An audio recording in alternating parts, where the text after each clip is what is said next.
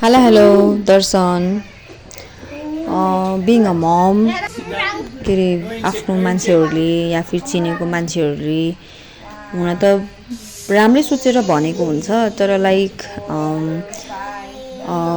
नानीहरू दुईटा अटिस्टिक छ भनेर थाहा पाएपछि चाहिँ लाइक उनीहरूले त्यसरी भने कि लाइक बाबुले चाहिँ ख्याल राख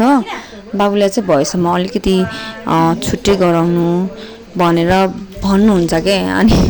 मलाई कस्तो नराम्रो लाग्छ कि बिङ अ प्यारेन्ट त्यसो सुन्दाखेरि किनकि